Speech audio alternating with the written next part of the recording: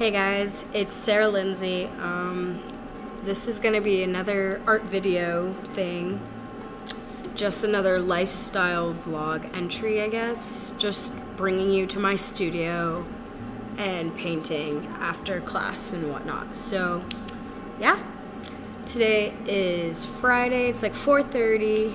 I've been in the studio for like an hour and a half. We recently got a new assignment. And this one, it's called the Mother Goose Challenge.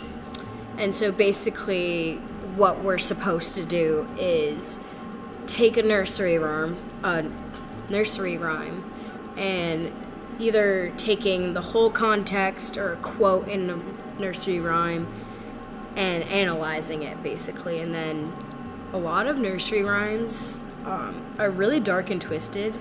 And so that's kind of cool. So a lot of people are doing some deeper, darker things with this project. For me, I'm really sticking to my style, and I am keeping it light and whimsical and dreamy and surrealism, all that jazz. That's right up my alley. That's what I like to paint. So I'm keeping up with that theme by using the Mother Goose Challenge. That made no sense. I'm basically...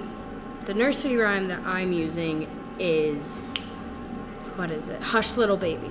So if you don't know how it goes, it's just basically the mother being like, don't cry, like everything's gonna be okay. I'm gonna give you everything you want and more. And when that doesn't settle you, I will find the next best thing, because that's not good enough anymore. And so I was really thinking about that, really thinking, just playing, because I was stuck for a long time on this project, like just figuring out what I want to do and how I'm going to twist it, whatever. And then I was thinking, and I was like, well, moral of the story is, in my eyes, money, maybe it's like the theme is money can't always buy you happiness, like that's the twist. But then I pushed it even further and was like, because I can't say money because they're not really talking about money necessarily. So I was like, what did I say? I don't mind sketchbook with me, which is stupid, but whatever. I was pushing it even more, being like, you're gonna not feel anything or feel like that object is worth anything over time because you didn't work for it. So if you're given everything, you're not gonna be ever fully happy. You're always gonna want more because you don't have to work for it, and you're not gonna be humble, I guess, is where I'm going with it. And so after that, I pushed it even further because I didn't want that to be my statement. I just thought that was like tea, I guess. Basically, I just didn't want it to come off as rude or snobby because that's, whatever. Because everyone has their own lifestyle, and that's that. So I pushed it even further to just fulfillment. And because that's basically what it's talking about, is fulfilling your child's dreams and making sure they have everything they want and more. So I just defined fulfillment, and I'll put the definition right here of fulfillment that I used, and it basically was saying just something that you achieved or a goal or whatever. You finally reached happiness from working off doing whatever, something like that. I don't have my sketchbook with me, so like I said, I'll put it right here in the video, the definition right here somewhere like that. And then I was reflecting and being like, well, what do I feel when I'm fulfilled? What is fulfillment to me?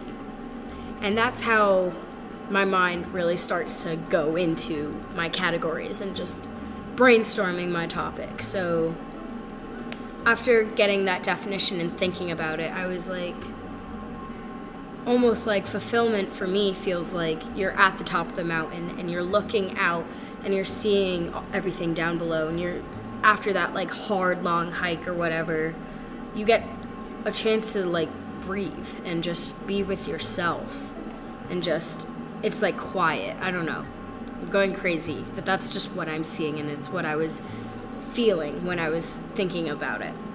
So my vision was being at the top of the mountain, looking out in the distance, and being able to see what you overcame. So it has even more of a deeper meaning for me. So that's where I was going, and I was like, okay, that's cool. I really like that, and I felt good about that. If I don't have an emotional connection, I usually won't stick with it. So I really want to make sure all my work has that emotional connection some way, somehow, and that is how I found it. So after lots of digging down, I came up with that statement, and I was finally ready to sketch my idea.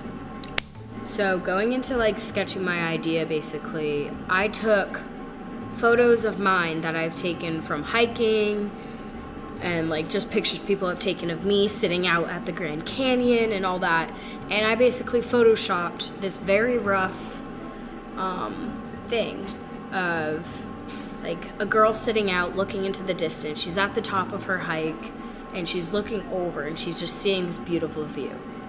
So I basically photoshopped that using all of my images, just merging mountains into one, like taking bits and pieces of my photographs that I like and putting it together like a puzzle to create this surrealistic landscape, this my own imaginary mountain and my own view basically.